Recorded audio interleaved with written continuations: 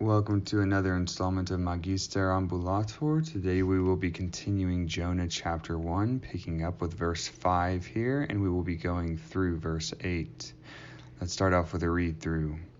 ויראו המלאכים ויזעקו איש אל אלוהיו ויצילו את הכלים אשר באונייה אל הים להקל מעליהם ויונה ירד אל ירכתי הספינה וישכב וירדם ויקרב אלוהיו רב החובל ויאמר לו מה לך נרדם קום קרא אל אלוהיך אולי יתעשת האלוהים לנו ולא נאבד ויאמרו איש אל רעהו לכו ונפילה גורלות ונדע בשל מי הרעה הזאת לנו ויפילו גורלות ויפול הגורל על יונה יאמרו אלוהו הגידה נא לנו באשר למי הרעה הזאת לנו מה מלאכתך ומאין תבוא מה ארצך ואיזה עם אתה. Translation. The sailors feared, and each man cried out to his God, and they hurled the vessels or the wares which were on the ship to the sea in order to lighten it for them. But Jonah had gone down to the bottom part of the ship, and he had lain down, and he had been sleeping. The captain approached him and said to him, "What is it to you, O sleeper? Rise, call out to your God. Perhaps God will consider us, and we will not perish." Each man said to his fellow, "Come, let us cast lots, so that we will know on whose account this evil is upon us." And they cast lots, and the lot fell upon Jonah. They said to him, "Tell us now on whose account this evil is upon us. What is your occupation? From where have you come? What is your homeland, and whose people are you?" Let's go back and pick up a few things here.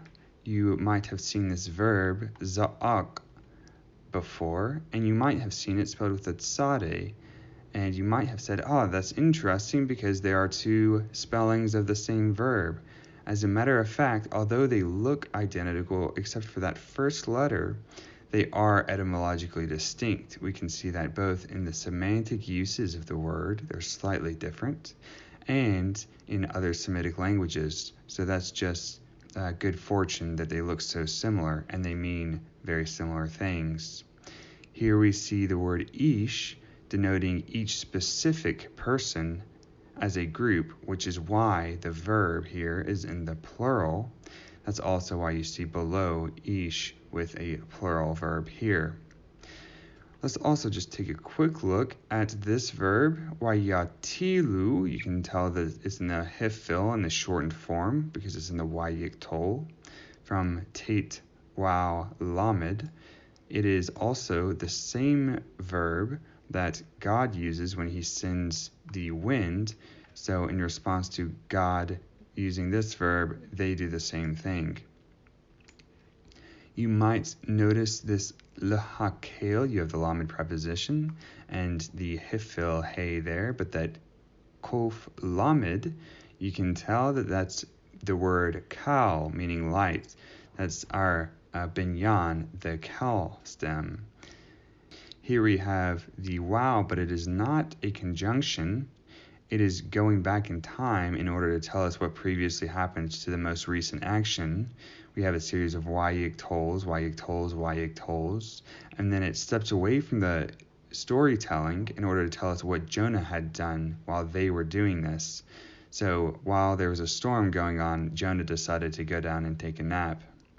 We also see malakah, an idiom which is very, very frequent in Hebrew, and it also transfers over into the New Testament when Jesus says to his mother at the wedding of Cana, "What to you and to me?" That's that same Hebrew idiom there. This wow right here is also in order that wow. It is let us cast lots in order that we might know. Here again we have a shortened form of the hifil and the wayik tol. And finally we have this last verse. It is full of the sailors asking Jonah several questions. We'll have to wait till next time to see what his rather odd response is, because he doesn't technically answer the questions, but it is interesting nonetheless. Join us next time as we continue with Jonah chapter 1, and until then, Vale.